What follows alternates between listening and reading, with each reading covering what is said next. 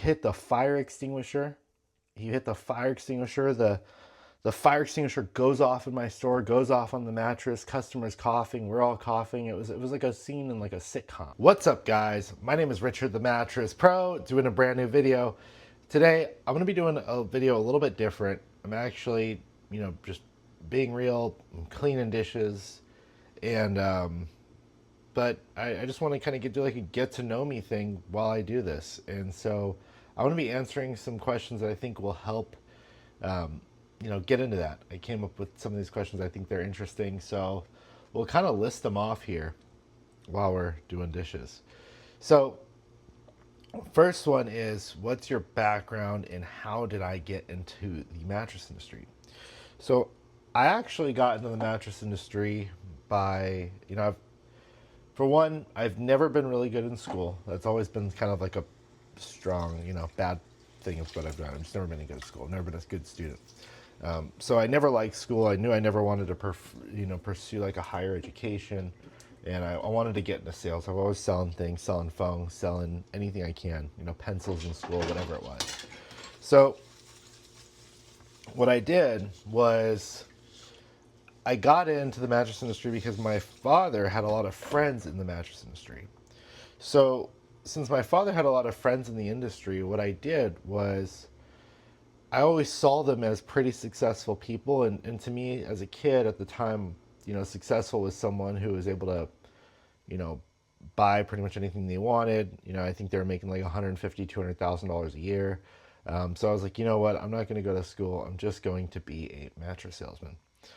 I said that at a very young age, an age that is probably too young for kids to be thinking they're going to become mattress salespeople. It's like not something a kid thinks of, but it's what I thought of. And I told my friends and family that, and I went with it. In fact, I went to China when I was, what, 16, turned 17 in China. And a big thing, like, when I went out, I didn't want to tell people I was, underage. So I just told people that I sold mattresses. But technically, I ended up doing it, so I don't feel too bad about that. So that's how I got into the mattress business. It was through family friends. They kind of coached me along the way, gave me some pointers, gave me some tips on how to get into the industry. My first mattress store that I worked at was a local store in Los Angeles. It's called Ortho Mattress. And I got in there. I was okay at first. I wasn't great. I got in before that I was in the gym industry. I kind of got better at sales, but went right into Ortho Mattress at 18, turning 19. Worked at another store called Mattress Central.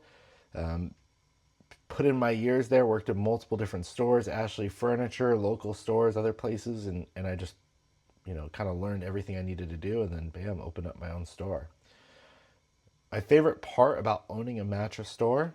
So I think it's the people that I meet. Working with so many different people.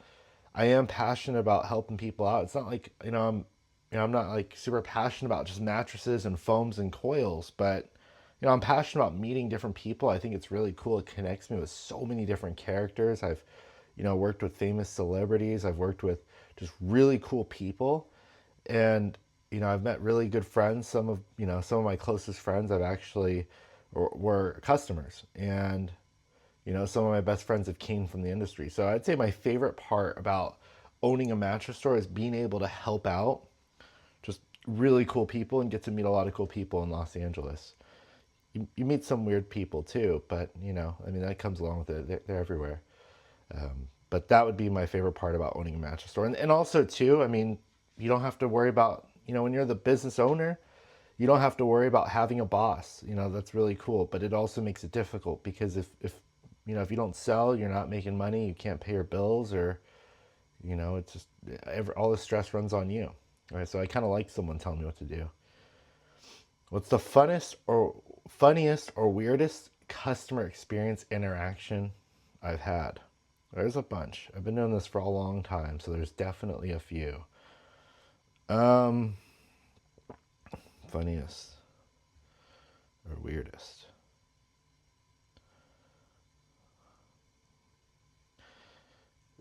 There's been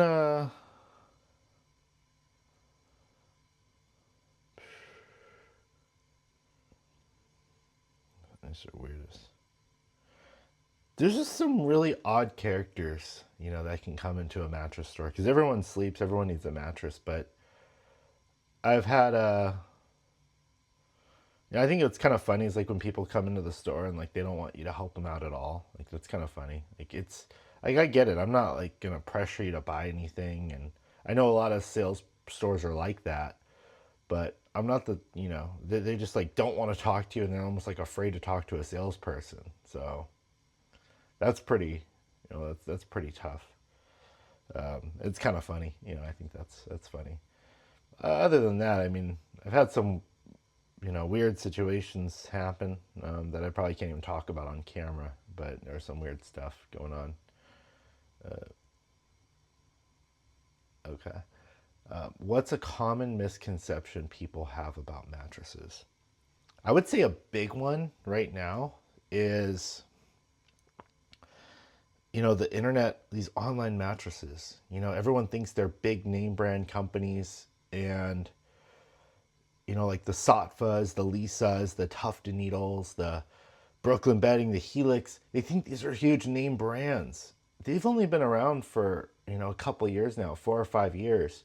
So the fact that people think these are huge name brand mattresses, and then what's happening is, they're looking for these brands because they think they're good, and they think they're good because they just saw a online post about like what's the best mattress.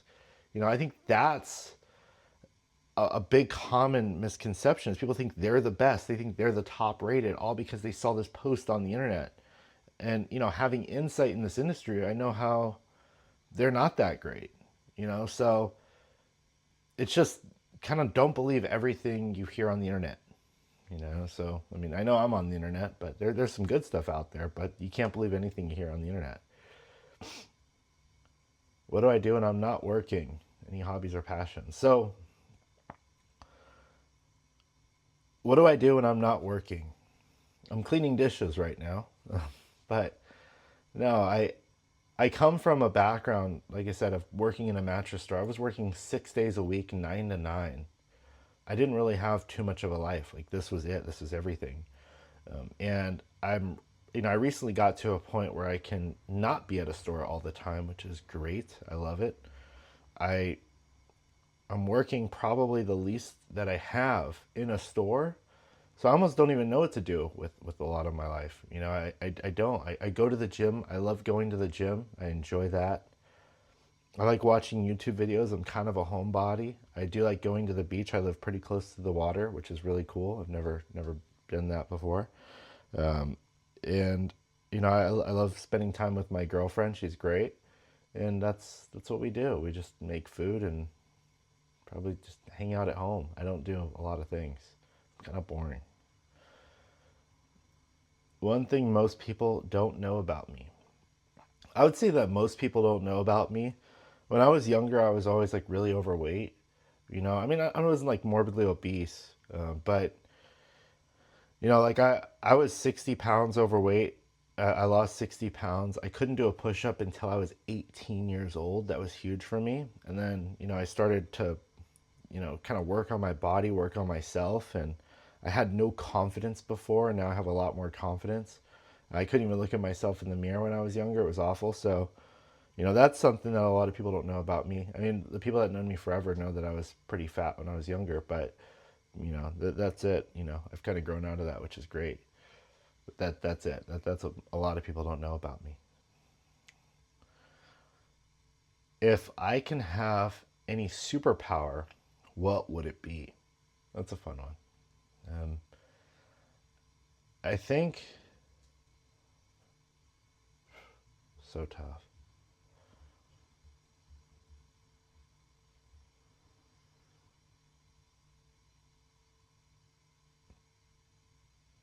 Maybe time travel. Time travel, I think you could do anything. You can go back in time, you can fix outcomes, you could change things, but yeah, that would be really interesting, but it could be very dangerous too if you ever watched the Back to the Future, right? With the alternate universes. What is my go-to guilty pleasure snack? Oh no. Yeah, here brings, I love a lot of snacks. Like I said, I grew up overweight and I love food. I love a bunch of different types of food. So, go-to snack, I got a few of them. I love ice cream. I love ice cream. Haagen-Dazs specifically, it's incredible. I love chips. I can devour a bag of hot Cheetos very quickly, and I can't stop. So one of the secrets for me that helped me lose weight was to eliminate the bad foods from my house. If I don't buy it, then I'm not going to go out and get it, even though sometimes I do. I just had a ton of Mexican food like 30 minutes before filming this video, and I feel like I'm a little bloated. I feel like I could see it in my face, which is funny. But yeah, so ice cream though, I'd say ice cream. Ice cream and fruit snacks and chips and candy and every other junk food out there.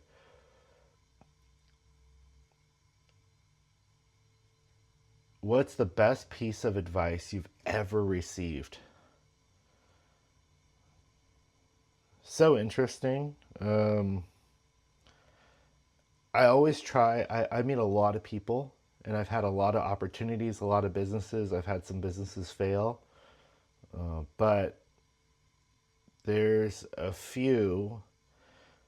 But one of the best advice that I've gotten was from a family friend, and I hope he can, see this at one point.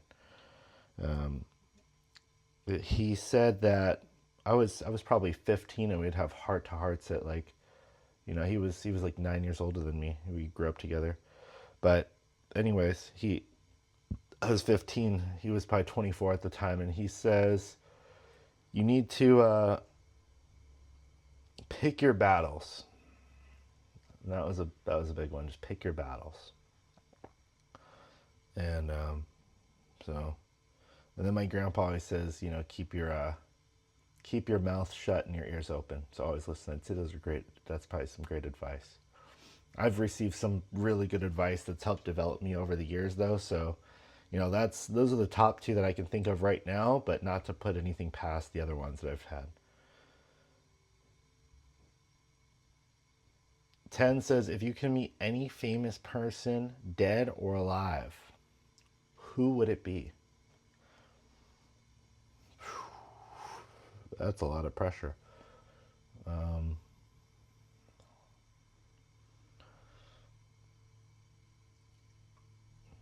and I don't really put so much stock in the famous people. I really don't. I think I'm just trying to think who I would like to meet in person. I think who we can work with.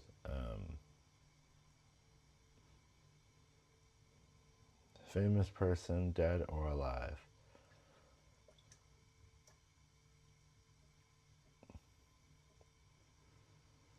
I mean, Jesus would be cool. I don't know if you're religious, but meeting Jesus would be pretty cool. I think that would be, if he counts as famous, I would like to meet him. That would be cool. See what the see what the whole story is about. Kind of figure out religion there. Okay. Business industry questions. What inspired me to open a mattress store? That is a great question. What inspired me to open up a mattress store was, I've always been in sales. And, being in the mattress business, I was really good at it. I got really good. I've been in it for a long time, so I was just really good at it. And I looked at all this time that I've invested, because it was probably, 7 years into my mattress business. I was thinking I got like a master's working on my PhD in mattress sales pretty much for how much time I've put in. Probably more, because I was there 9 to 9, 6 days a week, even working on my off time. So as far as that goes, like, you know, shoot, I was like, I got all this time and energy and I know how the business works, runs, and everything. I'm just going to stick with the mattress business. I knew I wanted to get out from my last position. Me and the old boss, we didn't get along. So I wanted to get out of my last position, wanted to do something on my own, wanted to be my own boss, wanted to make more money. So it was too easy. I was just like, you know what, let's just do it. And I was you could have a one person operating the store. So it was easy. And I was that person. So what was the biggest mistake people make when buying a mattress? bring it back to, not necessarily bring it back to the online companies, but, just focusing on those online companies. I think going off of what other people say is good or bad, and not going with what you like. Go with what you like. That would be the biggest thing. A lot of people don't go with what they like. They just go with what they see on the internet or what they don't see on the internet. And that's it. They don't go based off of what they actually like or what they feel. They just go based off of people online that are making money from making videos, like kind of like myself. But it's a little different because I do care for my customers' interest, whereas these people are just getting affiliate links and posts and stuff. So I would say that. Also, overthinking it. You don't have to overthink this purchase. I know it's important.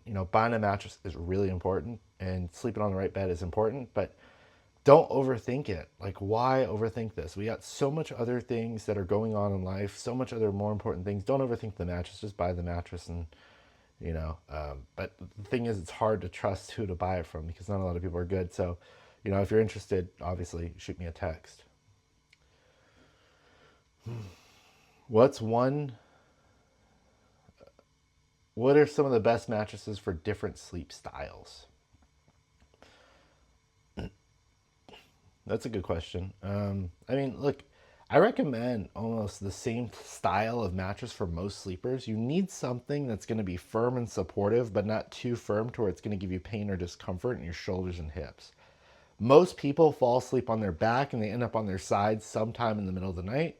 So you're going to need something that's going to work well for all areas, no matter if you're a back sleeper, a side sleeper, a stomach sleeper. So it's not just like, just call me, shoot me a text if you are interested. I'd love to talk with you because there's a lot more questions that are in depth. I wish I could just say buy X mattress and this is going to work out, but the reality is that's not correct.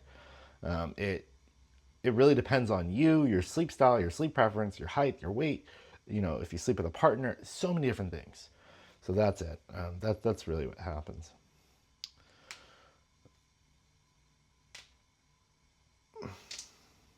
One myth about the mattress industry that needs to be busted is, these online brands are great. I mean, that's really it. I think also, if you look online, latex is shot up as the number one mattress in the world. I think latex is great. I think it's an awesome bed, but it's not just, I don't know, just don't believe everything you see on the internet for mattresses. There's a lot of crap out there. How long does a good mattress really last? If you Most mattresses will last 8 to 10 years nowadays, but there are some beds out there that will probably last you 15 to 20, but not many. But I would expect 8 to 10 if you take care of it properly. Cheap mattress, maybe 6 months to a year, maybe. What's the best way to tell if a mattress is right for you? It's a great question. So one of the best ways to tell if a mattress is right for you or not is, I always tell my customers, give it 15 minutes on your back when you're trying out the mattress that you're interested in. Make sure there's no pain or discomfort in your lower back. If you feel anything, you just know it's not a good bed for you. If you feel it in 15 minutes, you're going to feel it in 8 hours. Same thing with sleeping on your side. Try it on your side. Make sure there's no pain or discomfort in your shoulders and hips. If you feel that, no go. Don't do it.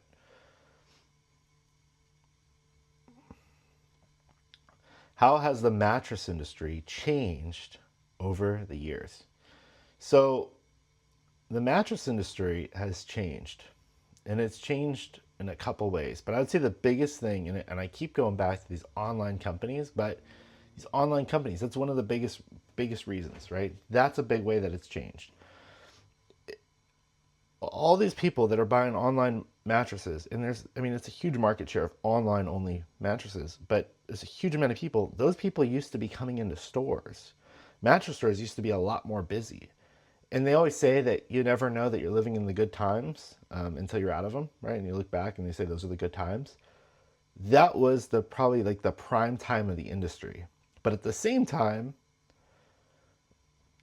the industry wasn't as transparent as it is now, and it's still not super transparent. There's outliers like myself online, and there's other guys that do this online too.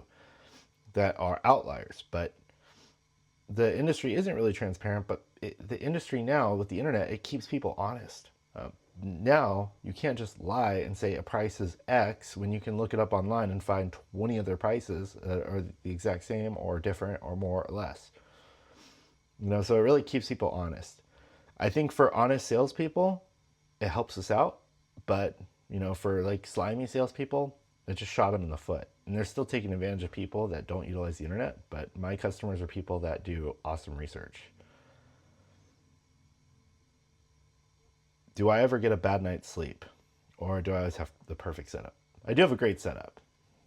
I have the base, the Beautyrest mattress, but I mean, look, I'm a human, and the reality is, you can have the $300,000 mattress set up, but there's going to be things keeping you awake. Stress, anxiety, life, work, all this stuff. There's oftentimes I don't get enough sleep. It's funny. It's ironic. I'm up until like 3 a.m. thinking about what I need to be doing for work, and I can't unwind. So I absolutely do not get the best sleep. I wish I did. I'm sure there's people sleeping on a $200 mattress that sleep way better than myself. So it's not just about like how much you invest in your setup. It's about just other things too, your diet, exercise, all this stuff. What is my favorite mattress brand and why? Right now, Beautyrest. Beautyrest is one of my favorite brands. And the reason Beautyrest is one of my favorite brands is a few things. So for one, they have their Beautyrest Black Series. I think it's incredible. It's a triple braided pocketed coil. And I sell them, obviously. So Beautyrest helps support my life. So, I like them for that too. But in addition to that, I sleep great on a Beautyrest. I've had Tempur-Pedic, Stearns and Foster's. I've had full latex mattresses. I had heirlooms. The Beautyrest Black is it's a great bed, a great setup, and it's reliable. And I like the actual company itself, not like on a personal basis. Like, I don't know the CEOs, but my rep is really cool for Beautyrest. He takes care of everything. The company itself, they had, some, issues in the past, like with, just business and stuff, but they're just like a large company. They have some really good people behind them, and they're able to overcome that, and it's just inspiring. So Beautyrest is my favorite. They're my favorite mattress brand, specifically the black models. If you're looking for a cheaper Beautyrest, I'm not the biggest fan. I think you should go with like a local manufacturer, but that's definitely it. Beautyrest. Where do I see my business in the next 5 years? I definitely didn't think I was going to be where I'm at now. Looking back, I opened up my store about 3 or 4 years ago, thinking I was just going to be like every other mattress store owner, just doing, just sitting in my store all day and, selling, making a decent living. I never thought I'd be doing videos online, but I enjoy it. And now I'm selling mattresses nationwide, which is really cool. Been doing that for a while. And in the next 5 years, I just hope to be doing this, but expanding and growing, maybe having a team work for me. And I had a couple stores in the past. I scaled it, and some of them didn't do well. So I've learned some mistakes so that I will not be repeating again.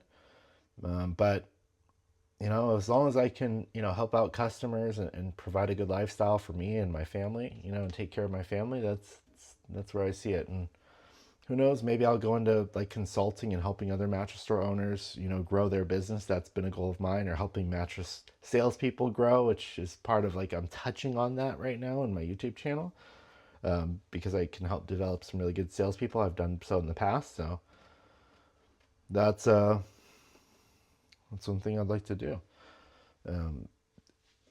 So we're going to go into some more questions here. So what was the most challenging part of starting my mattress store? So the most challenging part of starting my mattress store wasn't so much like funds, because I was grateful enough to do well in the industry, and I made some decent investments in the stock market, and I was able to start my business with a partner who knew what he was doing, and that helped out a lot. The most challenging part was just getting that phone to ring. What am I going to do to bring in customers? I had no idea about marketing. I didn't know. I just knew how to sell mattresses. But there's a lot more in owning a business than just selling, and I learned that really quick. How do I unwind after a busy day at work? That's a problem. That's a problem that I have. It's hard for me to unwind. I don't usually unwind. I do like hitting the gym after work. That helps me unwind. So I'd say that's it. That's how I unwind.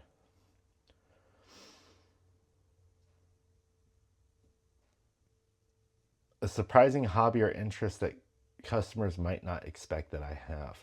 I used to be a really big video gamer. I love video games. I used to play a lot of Call of Duty, Legend of Zelda. That was my favorite. So that's what I did. If I were to take a dream vacation, where would it be and why? I'm grateful to be in California, Los Angeles specifically. I haven't taken a lot of vacations. I've been to China. I really like it there. But dream vacation,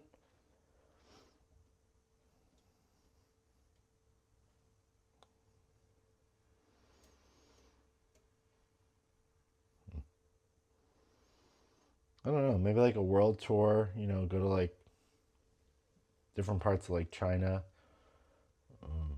Asia,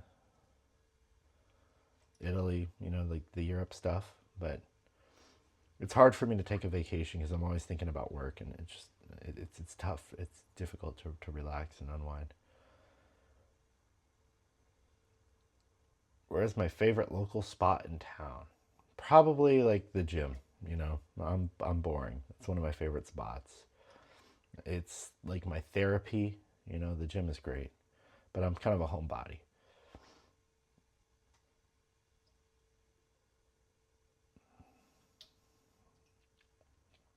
Number 7 is let's see, not number 7, but this says, what's one piece of advice I wish someone had given to me when I first started and I opened up my store?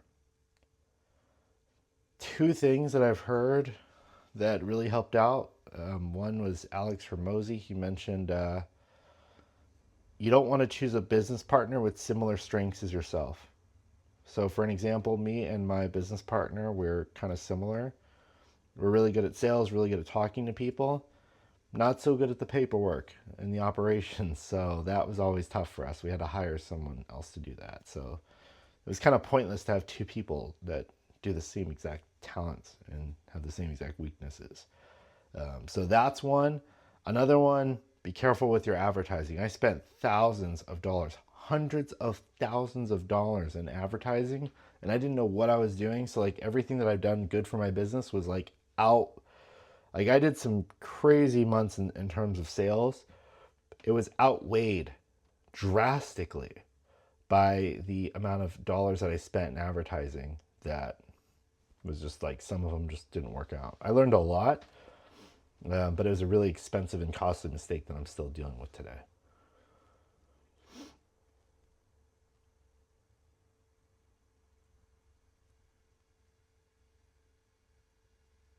How do I keep up with the latest trends and innovations in the mattress industry? These are good questions. I do a lot of research on YouTube. So this platform here, Google, I'm always on the line, always looking at different mattresses, seeing different ads that come up, researching them, going in depth, talking with manufacturers, talking with other mattress store owners. So I'm always figuring out that. Can you share a memorable behind the scenes story from your store? This is a pretty funny one. So we had I hired a guy. His name is Corbin. He's like a little brother to me, and still talk to him almost every day. Good guy, and he is like super motivated, wanted to get in the mattress business. I knew him when he was like 16. Just no, I knew him when he was probably 11 or 12 from church, and this kid, I saw him develop into an awesome mattress salesperson, and he kind of went under my wing. I brought him in as a sign spinner, He would hang out in the corner, and I would just give him money for doing that. I'd give him like 150 bucks, 200 bucks a day, just standing outside. And I mean, he put in the work. He started at the bottom. He was a sign spinner. He got sunburned. He figured out how to do that. He brought in a couple customers, but not too many. And then I promoted Corbin to like a warehouse manager, where he would collect all the mattresses that came in because they're heavy and bulky, and he's a young, strong kid. So I had him do it. He made a lot of mistakes in the warehouse department. I brought him on to sales after that, so he went from sign spinner to warehouse to sales. And he struggled at first. He wasn't great, but he took everything that I told him and just grew, and he's like a little me now. He's awesome.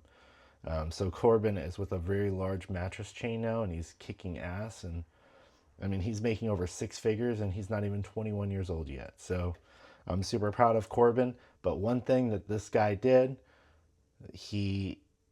I was with a customer, and I was helping a customer buy it was like a $10,000 mattress setup. And during that, he was moving a mattress. He used to be a warehouse guy. He hit the fire extinguisher. The fire extinguisher goes off in my store, goes off on the mattress. Customers coughing. We're all coughing. It was like a scene in like a sitcom. And that was pretty funny, and we still give him crap to this day. And this happened 3 years ago. We still give him crap to this day about that incident. So if anyone from his new job is watching this, they're going to know him as the fire extinguisher guy. So that's what happened.